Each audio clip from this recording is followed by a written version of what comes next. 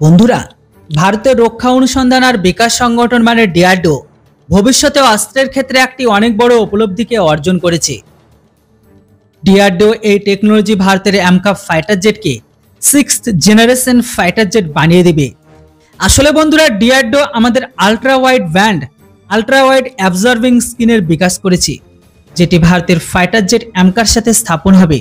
যেটি লাগানোর ফলে আমেরিকা হোক বা রাশিয়া, তাদের পঞ্চম প্রজন্মের ফাইটার জেটের থেকে বেশি স্টেলথ হবে। মানে ভারতের এমকা ফাইটার জেটকে শত্রুর র্যাডারও ধরতে পারবে না, কেননা এমকাতে লাগানো ultra wide band radar absorbing skin শত্রুর র্যাডার সিস্টেম থেকে আসা সমস্ত রকমের ফ্রিকোয়েন্সি, ইলেকট্রোম্যাগনেটিক তরঙ্গ আর সিগন্যালকে সম্পূর্ণ শুষে নেবে। এটিকে আর কখনো ফিরে যেতে দেবে না শত্রুর কাছে। যেটির ফলে শত্রু ভারতের ফাইটার প্লেন আকাশে আছে কি নেই, বা কোনো যদি মিশন বা অপারেশনে থাকে, সেটাও শত্রু বুঝতে পারবে না। ভারতের ফাইটার প্লেন আকাশে আছে কি নেই তার সম্পর্কে কোনো ডেটাই তারা পাবে না।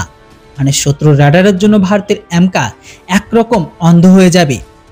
বলে দিই যে ভারত তার ফিউচারের ফাইটার জেটের জন্য সম্পূর্ণ স্বদেশী টেকনোলজির উপর কাজ করবে।